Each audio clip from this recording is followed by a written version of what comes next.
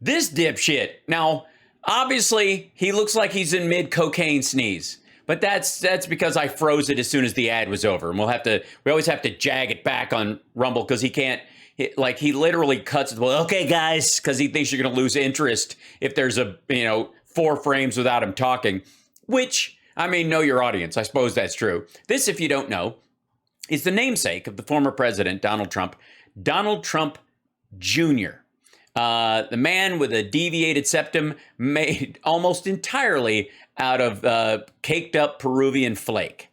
And we still have not figured out what the G-spot stimulator glass decanter thing on his shelf is. We don't know. We do know that he has started populating some of the frames in this set place with I guess real family pictures. For a while, it was clearly pictures that had come with the frame, like that one is a picture of flowers with a message on it. That's you bought it that way. The fuck? What is happening? See what I mean? Like, I don't even get to start, and it's like, what?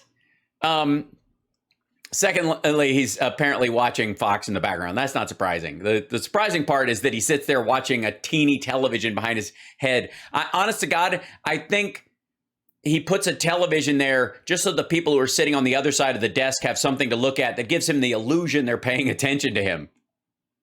They're just looking like it's weird that he's talking. Guys, this is the plan. Here, we're going to start our own app thing. Dad's going to love it, guys. And everybody sitting across the desk is looking slightly up. You guys listening? You're watching TV, aren't you? No. Guys. All right. So just, I don't know what the fuck that is. All right. So, yes, of course he can. His father can afford a bigger television on someone else's money, but we'll see. Now, let's start off with a short one. This one, here's why it's what the fuck. This man has children. And allegedly they are his, right? His family members have children. His sister has children. His brother has children. His father has another kid beyond, even after, he's got kids with each batch of parents, with each wife. COVID shots for infants? This is getting insane! Right. It's a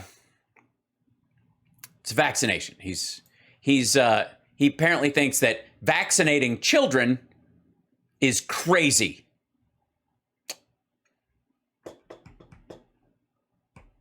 Yeah, I know what you're thinking. You're thinking, but kids get, in the first 2 months of life, like right when you're born, they give you a bunch of, they get polio, hepatitis,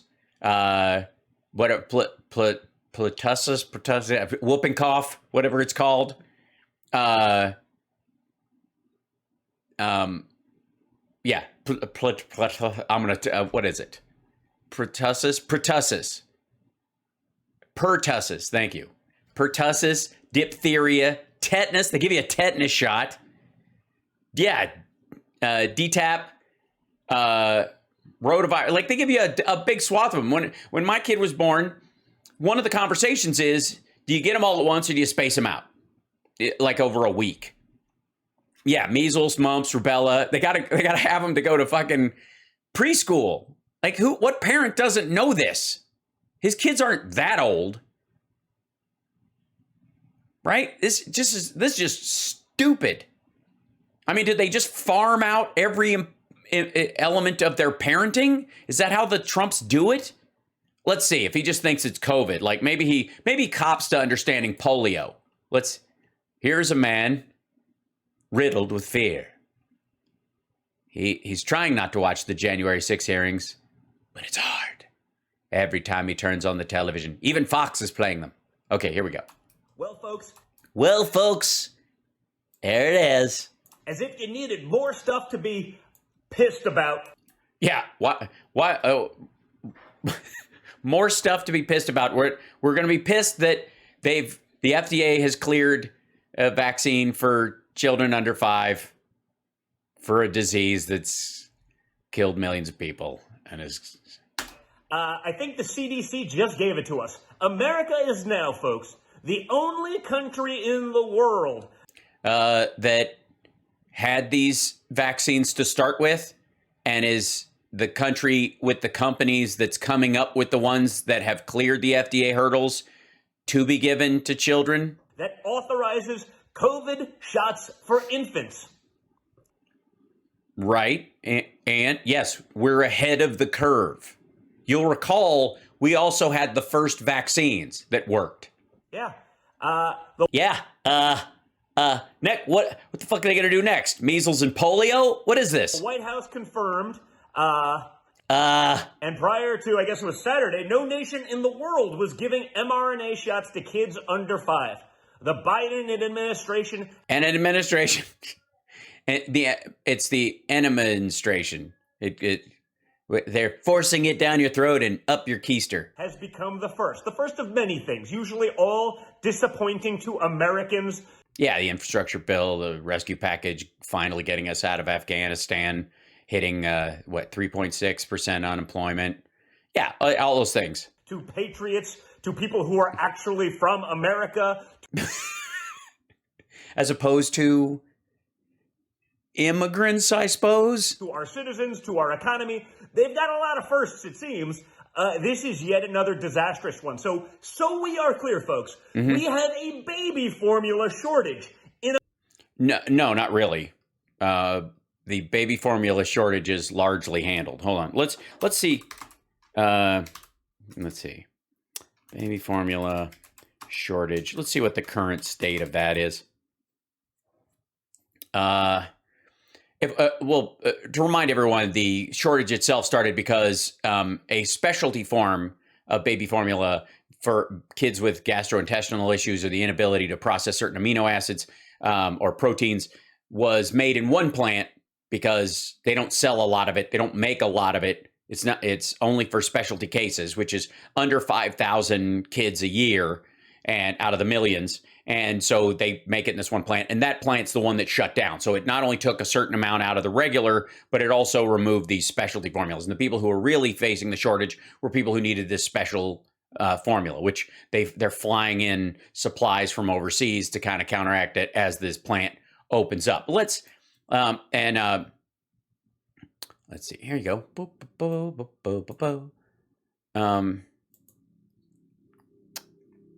Yeah, here you go. Biden administration importing 23 million bottles of baby formula into U.S. in biggest step yet to combat nationwide shortage. The White House announced the largest shipments of baby formula to the U.S. to date Wednesday as part of its campaign to combat a nationwide shortage of baby formula, sourcing a total of 23 million 8-ounce bottles worth of formula from Mexico, Germany, and Australia. The formula will be transported to Fort Worth, Texas, Los Angeles, and Philadelphia in 4 separate shipments between June 24 and July 5th. The White House announced on Wednesday the Biden administration's Fly Formula operation has so far expedited imports of the equivalent of 15.15 million 8-ounce bottles. The formula from companies Nestle, Gerber, Bubs Australia, which is, the only difference is you got to stir it the other way, will be available at Target, Albertsons, Kroger, Walmart, online through Gerber.com, and from other retailers, the White House announced in a statement. Biden launched the Fly Formula mission last month in response to COVID-19 related supply chain issues and the shutdown of an Abbott Laboratories formula factory in February due to bacterial contamination that caused a severe nationwide shortage. And of course, not to mention the deaths of 2 infants and the sickening of 6 that they've measured. There's been other kids with like gastrointestinal issues and they had problems with it, but they didn't catch the disease and therefore might not register. But that was the concern. So it was going to spread. The factory, I have a cat at my door, I think. Someone's knocking. It's sort of like the Raven, but with a cat. Oh, right. So anyways, problem occurs, you handle problem. That's what adults do. Some solutions are quick and easy. Some solutions take time. When you're dealing with what babies eat, there's a level of quickness on some point, but you also need to make sure that whatever you're bringing in isn't worse than the problem in the first place. Okay, so there you go. Big number, 42 million. That's the number of 8-ounce bottles worth of formula Nestle said it plans to supply the U.S. when the FDA approved the imports. Bubs Australia pledged another 27.5 million bottles worth. There you go. There's no... And believe me, do you think this asshole knows any of the details about why it started, much less why it carried on, much less what's being done to fix it? I mean... In America right now, a baby formula shortage.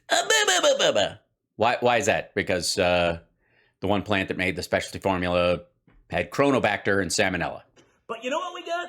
What do we got? We got COVID. We got 19 shots for babies. How are these comparable in any way? The first country in the world, folks. Way to lead, America. Yes, way to lead America. And? What could possibly go wrong in the Shots for Tots program? So... Yeah, I mean, it's a shame this asshole wasn't around during the polio outbreak. Now... No. This is according to the AP. The U.S. is opening up COVID-19 vaccines to infants and toddlers and preschoolers. Shots are to begin next week. Right. We know. The rest of us are all caught up. This is normal. It's good news in general. Smart. U.S. health advisors have recommended COVID-19 vaccines for infants, toddlers, and preschoolers, the last group without shots. The first sign-off was expected. Watching this man read, it's one of the more difficult parts of my job. It's a torturous endeavor. Look at this. Later in the day, again, I think this was on Saturday, from CDC Director Dr. Rochelle Walensky. Why? Hasn't the science shown that this is the least susceptible group to COVID-19? Statistically, almost no issue, unless perhaps they had crazy pre-existing conditions or something. Yeah, it's weird. And so by getting it and not dying of it, and the kids who might have that pre-existing condition that you're not aware of, you might save a bunch of infants.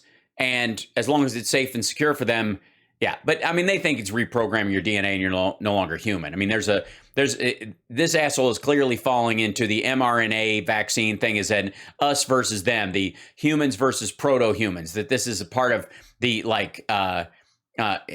future humanist body mod movement, that this is the transmogrification, the transgendering of all humans. Something like that. No. The U.S. is one of the first and probably the only countries in the West doing this. Most of our Western counterparts have scrapped mRNA vaccines for toddlers and infants. Why? Because they don't make them and they're having to buy them from us. Because there's conclusive data showing that there's zero to no benefit for that specific group. Okay. When polio isn't running rampant in general, when there's not a big, or measles, a better example for this dipshit, when measles aren't in a current outbreak, or you don't hang around with weird quasi-Baptist snake handling assholes who don't get their kids vaccinated or have measles or chickenpox parties. If you aren't around those people and you get your measles vaccine as a kid, the chances that you get measles are zero to none in life, because when it was a problem, measles was a lot more prevalent, not just here, but worldwide. Then the measles vaccine showed up, and it's not hard to get. And most times you have an outbreak, it's in a weird enclave of religious lunatics who won't get the vaccine and spread it to people who are vaccine hesitant because they read something Marianne Williamson said, or they watched a Rusty Rockets video and they're like, I don't know, maybe I'll wait. And then their kid caught it because it timed out. But for the vast majority of sensible humanity, because you've had your measles vaccine, you get on with your life not having to worry that you're going to catch measles. Even if it never comes up, you never are exposed to it. Now, if you're never exposed to it, technically speaking, the data would show that you're not engaged in, you're not going to get the damage or the dangers unless you have a special, there's not going to be any trackable data on it. There isn't.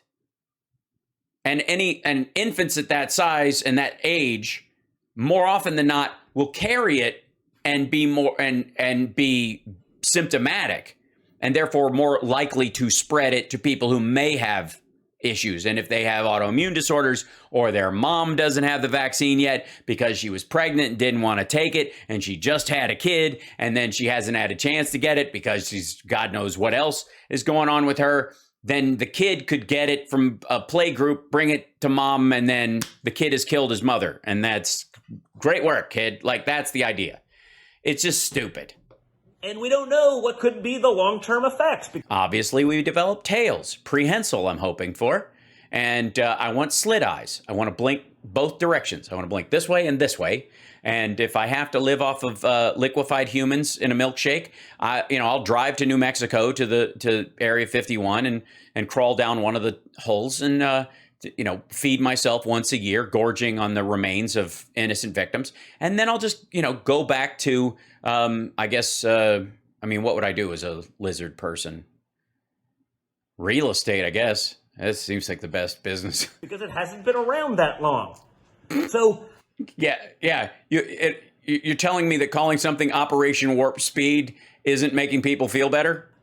You take a group that's virtually not susceptible to it, and you give them a vaccine that they've tested and cleared more hurdles, quite frankly, than it did when they were giving it to adults. Decide just to shoot them up again.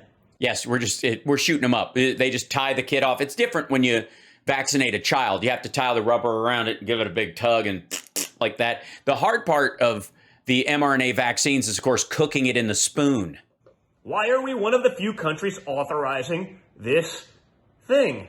Because our companies came up with it faster, and Pfizer and Moderna and your father rushed the process, so we were already 6 months to a year ahead of every other country. And the only one that had an mRNA vaccine that was close was AstraZeneca, and it was not as effective as Pfizer and Moderna, and it has some inherent problems with it, so it's basically been skipped. We don't use it. We passed on whatever batches we had. We gave them away because they didn't clear our level. They cleared other countries' level. Mexico didn't mind. Some areas in South America didn't mind. They're fine with the risks. The U.S. has a higher standard, so we stuck with Pfizer and Moderna. And we've been on it ever since to make sure that we don't have another wave so we can get on with our fucking lives. Does anyone trust the CDC anymore? Yes. Yes. Yeah, even you do, fucko. This is the part that drives me crazy. It's like, I don't trust the CDC or the NIH. Yeah, you do. Yeah, you do. You're not wearing a mask currently. CDC's guidance isn't that you have to wear a mask, period. You trusted them. You didn't go, I don't know. They told me not to wear one. They told me to wear one, and I was like, I'm not wearing one of those fucking things. So I didn't trust them. So I still don't trust them. They told me it's okay to take it off. I'm putting it on now. Like, get out of here. It's like people who say they don't trust anyone. Like, people are stupid. I don't trust anybody. American public is just dumb. They're uneducated. They're fucking dumb. They'll buy anything, blah, blah. Did you drive here? Yeah. Okay. What was separating you from oncoming traffic going like 50 miles an hour? A yellow line that you both agree societally that you'll stay on the other side of. You don't actually believe it. You trust people all the time. This is garbage. If it was me, guys, I'd say hell no. Yes. And by the way, that's because as an adult, you have the exact same logic as you did when you were under 5 years old, I'm presuming. What am I supposed to do? Take some chemical from some dude I barely know? You know, sure, a little money exchange hand, guys, but I don't know. Am I going to just blaze a rail of this powder? This could be anything, guys. This is my fake exasperation noise. Enough already, right? No, not enough already, right? What? Enough already. Can't we just let the children die? Infants, toddlers, and preschoolers, they're doing just fine. Until they aren't. Again, what's this asshole's argument about whooping cough or polio or hepatitis or meningitis And I guarantee, by the way, that his wife, whom he is no longer with, who he left for Gavin Newsom's ex, got the kids all vaccinated for school. His wife took care of it. That's abundantly clear. That's how it goes in the Trump family. Dads don't do parenting, except the slapping part, I suppose. And if the tales are true, punching as well. His dad apparently punched him when he wasn't wearing a suit to a baseball game when he was in college. There's no way his kids were homeschooled because they refused to get vaccinated. Okay. Are there still people out there who trust the CDC? Yes, you already said that part. It's on the second. You know what you should do is when you're done with a talking point, tear off that Post-it note and put it on the desk in your done pile, and then you can send it to whoever pays you for these things. That this is going to be 100% a no-brainer. There's not going to be any downside whatsoever. 0% chance that has to be high. Now, that doesn't mean there's not polling out there. I don't want to get fact-checked. This is my opinion. Yes, we know. It's not based on reality. We don't need to be told that. Also, would your inversion about the 0%, 100%, I'm sure there's no problems with it. You're comfortable with the idea, I'm sure it's 100% that if you don't vaccinate, sure, there'll be a couple of kids that die because of it. What are the chances that some of these kids start getting it? Or one of these variants, like a variant of Omicron that attacks the lungs, is worse for kids, and we didn't see it coming like Delta, and, But the group least affected by this, let's make sure we jab them so far up too, folks. By the way, they'll also, I don't know if you know this, kids tend to age, and when they have immunity for a long time against a disease, if there's another arc of it, especially with the mRNA antibodies that they seem to be showing, it protects them against other variants of the coronavirus, this particular one, and very possibly other coronaviruses. Like if there was a COVID-23, for example. Great news. We're already working on a vaccine for the COVID vaccine, just in case there's unknown things coming from that we're going to stick in your 2-month-old. Wow. I just have to say that Robert Kennedy Jr. looks like shit. When does this stuff end, man? When does this end, man? When do we just stop treating disease? When does it end? I think when the child dies of COVID, I think that's when it ends. I mean, your argument. There are definitely people that have been affected by COVID. There are definitely people who may be in a better... You mean like your dad? ...position for a vaccine if you had all these crazy pre-existing conditions, whatever it may be. Yeah, here's the problem with children under 5 is that they didn't pre-exist months, if not years ago, and therefore you don't find out they have pre-existing conditions until it's too late. Hence the reason we give them all these other vaccines. Because they're fucking new. And until we have some sort of regen bed that when you're born does a complete genetic sweep of everything in you, and then they can do gene therapy to replace any bad genes that you have to fix any of those pre-existing conditions, which hopefully is about 10 years away. Until that point, you're going to lose a lot of people who didn't know they had a pre-existing condition when you have a highly contagious, virulent form of coronavirus going around that kills people. I don't care. Say what you want. Okay, you're an asshole. I don't understand your decorating. It's weird that you never seem to do any of the work that's in your office. I don't know where the fuck this house is, but I think it's the same place where there's the porch and the wooden dining table that's behind you. You're coked out of your fucking mind. You sound more nasal than a Beatles, not even like a singing group that is a tribute to the Beatles, just their speaking voice. If somebody had taken a power drill to their nasal cavities, your logical comprehension skills are in the fucking toilet. Your shirt is wrinkled. no one's buying the fucking travel hat. And what do you actually do for work? Nobody knows. You guys have not opened a new building. You haven't broken ground. I haven't seen you motherfuckers cut a ribbon since 93. You're high as fuck. You're rambly. You dumped your wife and kids for like your opening act, I guess. So can I still say what I want? Your exasperation and confusion is supposed to be some sort of shared, I get you people to your crowd. But I'm beginning to think that a bunch of them think you're fucking dumb too. Also, you wouldn't be alive if it weren't for some of the vaccines that were given to you by your mom. And believe me, your dad didn't give a fuck when you were a kid. There's no way. One of those things would have got you. Living in New York, being raised in New York, that's if you're talking about cities where diseases go to meet other diseases and make other little new diseases, New York's your city.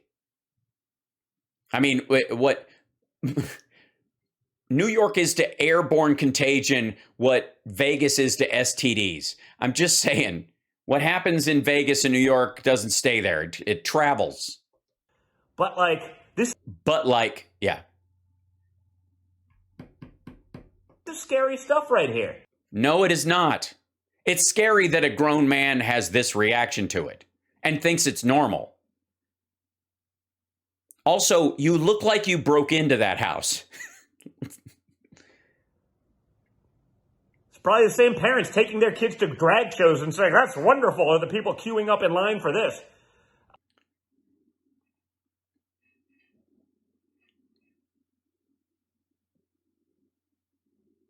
Huh? See what I mean? How do you spell huh? Huh? So what you do is you take something normal, something healthy, something functional, like getting your kids vaccinated, and you align it with some sort of social issue that you think has legs, and then you tie them together to try and make them both equally bad. And maybe along the ways, you take something that's rare and kind of extreme, maybe even on some people's radar on a social level, and you can take that and you can have such an impact with it that you can get some children killed. But then this asshole thinks that like these under five should be able to have an AR-15 if they want one, but not a vaccine. How about this? How about we come up with a vaccine for wanting to own a gun? I want to know what stocks Congress is buying. What stocks? The same parents taking their kids to drag shows and saying, that's wonderful, or the people queuing up in line for this. I want to know what stocks. What stocks? I think he means stocks. And I think this is more of the Rusty Rockets bullshit about the only reason they're for this is because they own stock in Pfizer and Moderna. Hold on one second. Let's look at Pfizer stock. I'm sure it's okay, but let's see if it's gone up. Here you go. 1 month. Okay. So it's at $49.07, up 96 cents today, up 2% almost, considering. Of course, it's down $3.81 over the last month. So in the last 5 days, how's it doing? 5 days, it's a little bit up from where it was in the last 5 days. What about the last 6 months? It's been a rocky 6 months. Year to date, pretty much the same. Hasn't moved much. 1 year. Let's look at the 5 year. 5 years probably up. There you go. There's some green area because of them coming up. Where's the part where, here's where they came up with their vaccine. But even then, it's not really, I mean, it's up definitely, but it's not up like $100 or something. This is not Tesla stock spiking. But in the past 5 years, it's gone up $16 a share to $49.07 a share. I mean, just Well, let's see. Maybe Moderna is what he's talking about. He's worried about, and I don't know how to spell STOTS. So let's see. Moderna stock. Well, let's see. Oh, Moderna is doing much better. It's $136.48. Fewer shares out there. Pfizer has a lot more shares, so it's kind of like when they split a share and the price goes down. There's less volume in this, but let's say here's advanced charting one day. Let's look at the 1 month. Basically the same. Let's see. Look at the year to date. Oh, there you go. From January 22nd of last year, it's gone down. Here you go. It was at 235 on. Okay, this is the last year to date. This is from January 1st. It was 235 beginning of the year. Row. And then now it's down here. Now let's see what it was like, I don't know, 3 years ago. Let's go there. Yeah, it's a little bit above where it was. Here you go. You're like, there's 66. This is January. Here's 19. Okay. 2019. This basically, it hummed around $14. No, sorry. Hummed around, $14 a share. This is 0. And now it's at 136. Solid growth, no question. 4.68% change over time. Nothing that's going to spike it up. And certainly since they got clearance, let's see, let's see. There you go. We'll go back down here. When did it start to grow? 10/18/2020. Oh, let's go even further back. Here's people started looking around January 20th, 2020. There's March. There's April. People are like, oh, maybe they're going to come up with it. They got this Operation Warp Speed thing happening. Oh, there's a little spike there. That must have been an announcement day. What do you think? July 12th, 2020. Spiked at $94. Then it went right back down again. Probably a piece of news.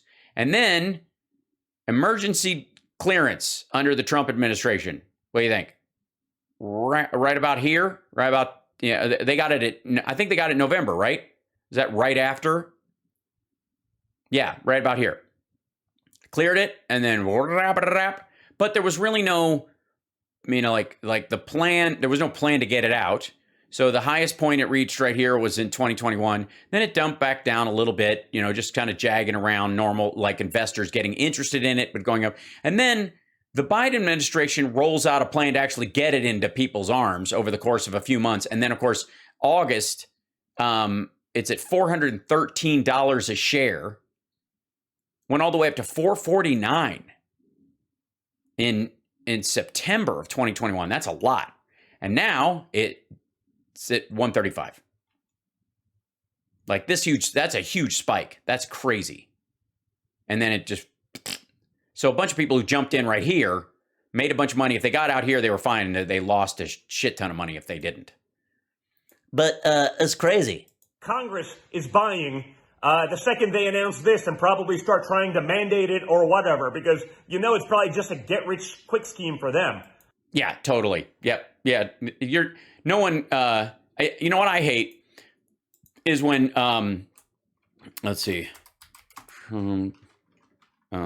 makes,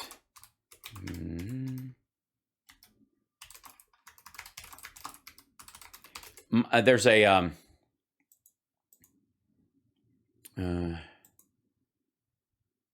it's really terrible when people make money while they're in office.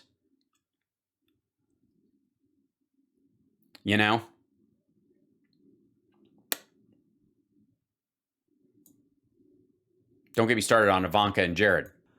By the way, Ivanka and Jared don't show up looking like this on camera. Let's be abundantly clear. Even in their deposition, they look like there was a step and repeat on the way. When do we say enough is enough, folks? Yeah, enough is enough. Enough vaccines. Whatever the next disease is, just have it take my kid, okay? I don't need this. You don't need this. I didn't need a 5th kid. When do we say, give me a break? Oh, I know when. I know when we say give me a break. I know exactly when. Hold on.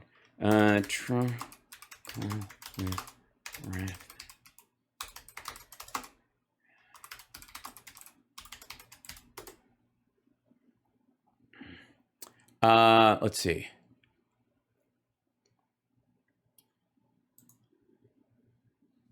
President Trump's pressure campaign against state officials existed in all the key battleground states that he lost. But the former president had a particular obsession with Georgia.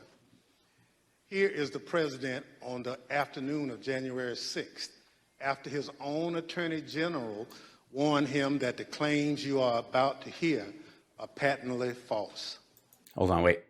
We've seen this part. Hold on. I need to find, where's Raffensperger? There's got to be footage of this.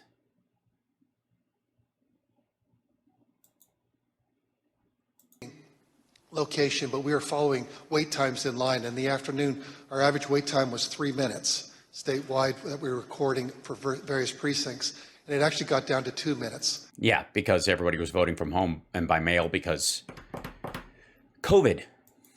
And at the end of the day, we felt that we patted ourselves in the back for the fact that mail-in voting alleviated the pressure that we had built at polling places in an attempt to drive down minority voter turn. All right. We'll fight this battle another time. Successful election from the standpoint of the administration and the operation of the election. Thank you. The chair recognizes the gentleman from California, Mr. Schiff. Thank you, Mr. Chairman. Secretary Raffensperger, did Joe Biden win the 2020 presidential election in Georgia, and by what margin? President Biden carried the state of Georgia by approximately 12,000 votes. And Mr. Secretary, as I understand it, your office took several steps to ensure the accuracy of the Keep in mind, there's a give me a break coming. Vote count in Georgia, reviewing the vote count in at least 3 different ways. These steps included a machine recount, a forensic audit, and a full hand recount of every one of the 5 million ballots cast.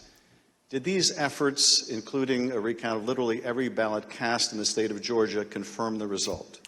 Yes, they did. We counted the ballots with the. By the way, I don't have video, but we do have live audio of Trump watching this. First tabulation would be scanned.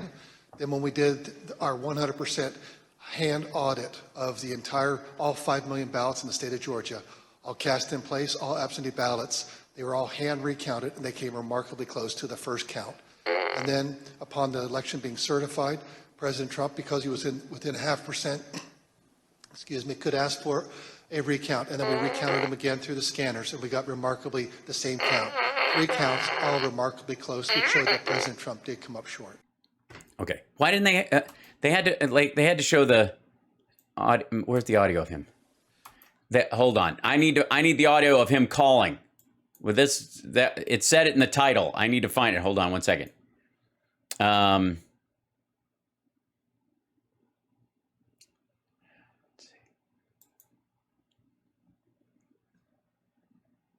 Yeah, okay, here we go.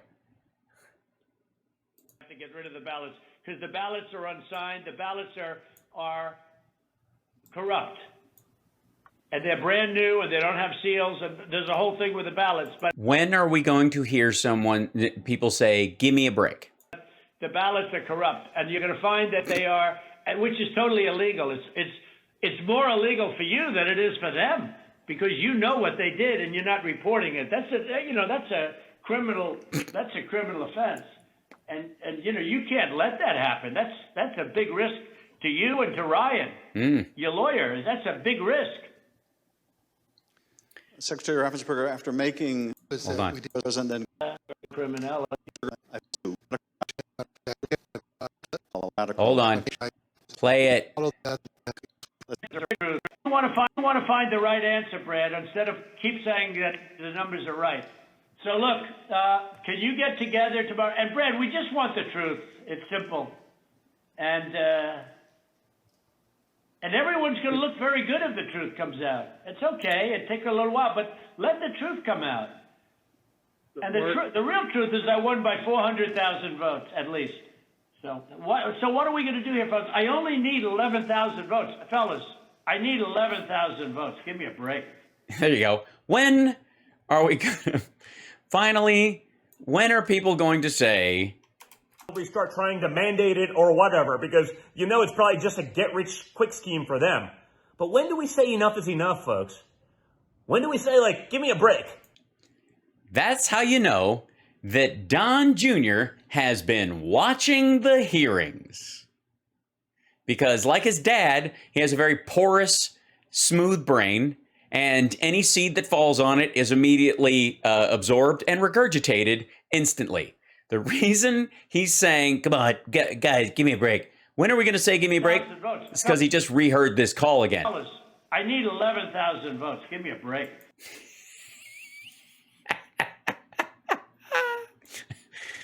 I need 11. Come on, guys. I need 11,000 votes. Give me a break. Fuck. We totally won. Come on, just say it. If I say it enough, you say it. That's how this is supposed to work. Son of a bitch. Right, because that's like, it's just like this. It's like watching the world's shittiest Jedi work. These aren't the votes you're looking for. Yeah, they are. Fuck me. You don't need to see his slate of electors. We need to see the slate of electors. What? Show us the documents. He can move along. Move along. Hold it right there. This sucks. Hold on. Sorry, I enjoy a good Jedi sketch in my head. Oh, quit it. Like, this can't be serious. No, it isn't. You're right. Your entire video is inserious and a waste of time. And, man, make up your own minds, folks, but, Jesus. Insane. Well, that covers it. I'm glad we got such a hard-hitting take on it too. Way to peter out at the end. I'm going to tell you that. Hold on. This business. Although. Quit. Here, go this. Hold on. Like, this can't be serious. And, man, make up your own minds, folks, but, Jesus. Insane. Insane. Oh my God, what a waste of time. Hi, you're watching Hal Sparks Mega Worldwide. That's the former president's son attacking vaccination for kids under 5 for a disease that killed hundreds of thousands of his fellow countrymen. I can only imagine what it would have been like if Trump had been president during polio. What the hell? That's it. And then in the end, he's like, they just gave me this. I'm supposed to do a video a day or I don't get blow money. So, I don't know. Insane. Next. Kimberly, I can't, guys, I'm alone. Everybody left. Kimberly. Oh, turn off the sound. I've been mind-fucked enough by him. Yeah. Well, again, please, can I remind everyone? Hold on. That's funny.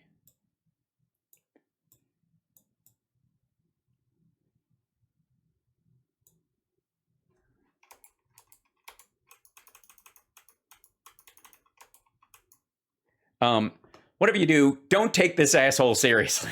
Sorry, I had to find a freeze frame that wasn't totally disgusting, and it was very hard. I don't have a lot of time. One of the worst things you can do in response to Trump is to cease mocking him and take his threat seriously. Now, are there Proud Boys that are very dangerous out there? Are they kind of like on the Timothy McVeigh, David Koresh level things? Absolutely. And they need to be watched out for. And certainly Trump is doing his best to incite these people to do something on his behalf, but they don't really need that much of a push, right? And giving him that power over them, like he's got this hypnotic control and that they're not responsible somehow is on the one hand, it elevates Trump as a threat beyond what he actually is, fills your life with anxiety, and gives him sort of a macho boost because he would rather be a threat than a cure. And the same thing is true of this dickhead. You need to look at the ground troop guys who are just basically looking for a leader to give them an excuse to do this shit. But that doesn't excuse their actions that they were, puppets of the greater master. Like he needs to see, Trump needs to enjoy justice in the courts. because of the part he played on January 6th and the lead up to it. But that doesn't forgive the people who stormed up there in the first place. The idea that anybody, from whatever their current scapegoat is, from Ray Epps to whoever, was the like MAGA whisperer and went, run up there and punch that cop in the dick. And then they did it. And it's suddenly that person's fault now because, again, porous, smooth-brained assholes like this one are make up the core of Trump supporters. I don't buy it. These people are responsible for their actions. Fuck them. But the same thing, if you make these people in control, it's kind of like you're in danger of doing the same thing that Trump did with MS-13. Trump would talk about MS-13 as if they were the only gang in the world, the most vicious one in the world, and he's almost singularly responsible for a lot of the turf they have gained in the last 5 years because he talked them up and made them the scariest gang in the world. So other gangs literally were like, he built their rep. Most gangs like that run on rep. And Trump was like the biggest MS-13 PR person in the world. And they're by no means alone in their viciousness or even superior in their viciousness in the stuff that they carry out. He just focused on them because he thought they were, it was easy to remember. It didn't have a Spanish name that he would fuck up saying every time, but it was still, he could, associate it with a Mexican gang, even though it's MS-13 started in the United States and then went to Central and South America and grew there. Like this, he bloviated so much about them that he actually helped them grow as a gang. They have more control now than they did before Trump was president. And I've been pointing that out for years, but at the same time, I want to remind you that the same thing is true of Trump and Don Jr. The most important thing is to remind yourself that not only are they dipshits, and most of the time they're just blathering word salad and grudges all over everyone, but the more you stick to that awareness and don't get caught up in the emotion of it and get upset or allow them to hijack your emotions, the more you can mock them freely and comfortably in a way that it really irritates trolls, quite frankly, and also undermines their credibility with their own people. Because it is the threat and the power of Trump that if he has any power left over in the Republican Party, that's where he gets it from. Oh my God, the man says jump and they say how high. No, he doesn't. This goofball is a dipshit with zero power in the world, and so is his dad. He lost Georgia again. Like, I mean, at this point, I think Kemp's just fucking with him. But first of all, he cannonballs Mo Brooks, which, good riddance to bad rubbish.